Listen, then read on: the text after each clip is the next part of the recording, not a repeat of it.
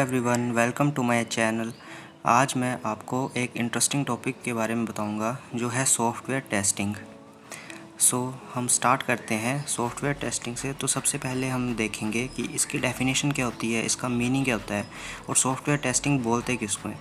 फिर हम देखेंगे इसके कुछ इम्पोर्टेंट टाइप्स जो बहुत ही इम्पोर्टेंट है। शुरू करते हैं। First of all, what is software testing. हम समझते हैं कि सॉफ्टवेयर टेस्टिंग एक्चुअली में होती क्या है। सॉफ्टवेयर टेस्टिंग एक मेथड होता है जिससे हम ये चेक करते हैं कि जो हमारा एक्चुअल सॉफ्टवेयर प्रोडक्ट है वो यूज़र की रिक्वायरमेंट से या कस्टमर की रिक्वायरमेंट से मैच हुआ है या नहीं हुआ है। जैसा प्रोडक्ट कस्टमर या यूज़र को चाहिए था वैसा हम बना पाए हैं या नहीं बना पाए हैं। यही होता है हमारा मेनली जो मेन कंसेप्ट है सॉफ्टवेयर टेस्टिंग का। और हम ये भी इंश्योर करते हैं इसमें कि जो हमारा सॉफ्टवेयर प्रोडक्ट जो हमने बनाया है उसमें कोई डिफेक्ट ना हो, उसमें कोई बग ना हो, कोई एरर ना हो।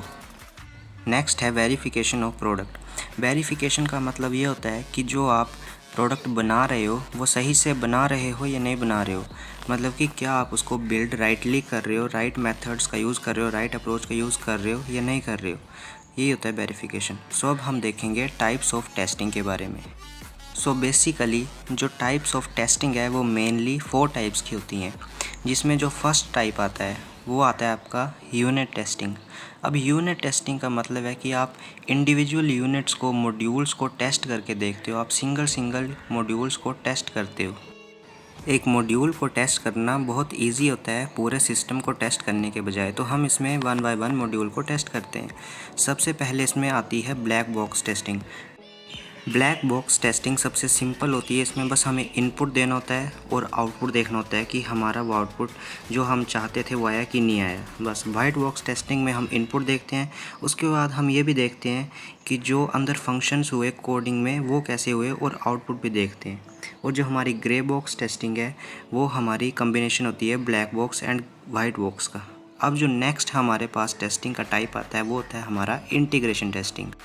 इंटीग्रेशन टेस्टिंग में हम जो अप्रोच यूज़ करते हैं उसको हम बोलते हैं मिक्स्ड अप्रोच। हम किन्हीं भी मॉड्यूल्स को उठाएंगे, उनको साथ में कंबाइन करके टेस्ट करेंगे। हम ये देखने के लिए कि क्या वो दोनों आपस में कंपैटिबल हैं या नहीं हैं, क्या वो एक साथ काम कर रहे हैं या नहीं कर रहे हैं। इसी को बोलते हैं हम इंटीग्रेशन टेस्टिंग। उसके बाद हम करते हैं सिस्टम टेस्टिंग। सिस्टम टेस्टिंग होती है हमारी पूरी यूनिट्स को मिला के, सारे मॉड्यूल्स को मिला के एक टेस्ट करना फाइनली। तो सिस्टम टेस्टिंग में फर्स्ट आता है अल्फ़ा टेस्टिंग, जो कि फंक्शनल टेस्टिंग में आते हैं। अल्फ़ा टेस्टिंग जो होते हैं वो डेवलपर करते हैं, जिन्होंने वो डेवलप की होती है। जो बीटा टेस्टिंग होती है वो उनके फ्रेंडली कस्टमर्स जो होते हैं वो करते हैं।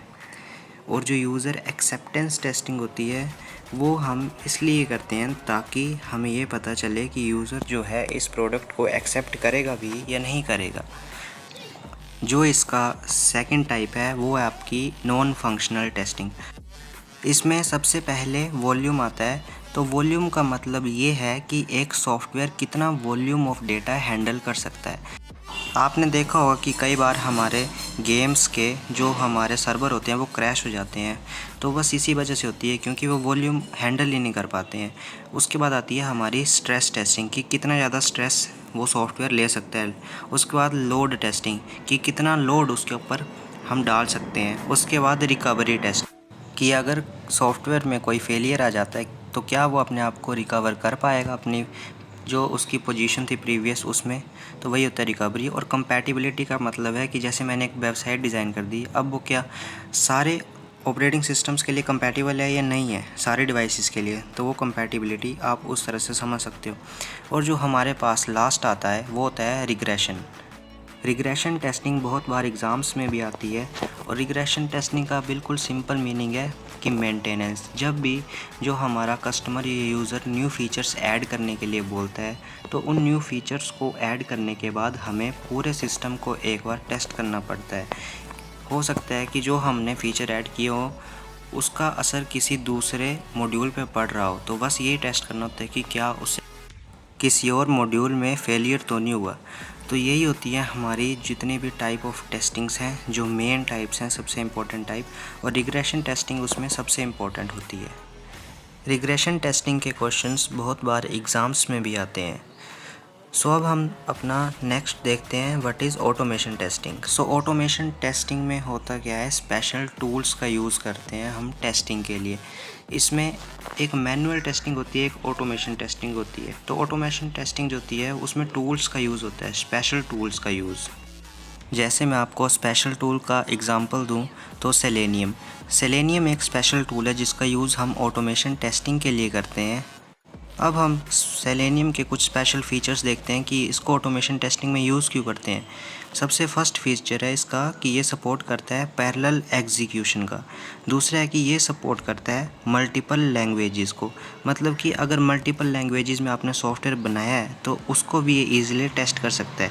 ये मल्टीपल ऑपरेटिंग सिस्टम्स को सपोर्ट करता है, मीन्स ये सभी ऑपरेटिंग सिस्टम्स में चलेगा। मल्टीपल ब्राउज़र्स को भी सपोर्ट करता है।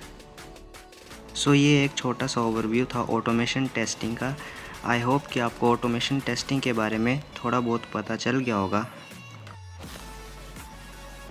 सो अगर आपको ये वीडियो पसंद आए तो प्लीज़ इसे वीडियो को लाइक करें और शेयर करें अपने फ्रेंड्स के साथ, और मेरे चैनल को सब्सक्राइब ज़रूर कर लें आने वाली वीडियो की नोटिफिकेशंस को रिसीव करने के लिए। Thank you so much guys for watching this video.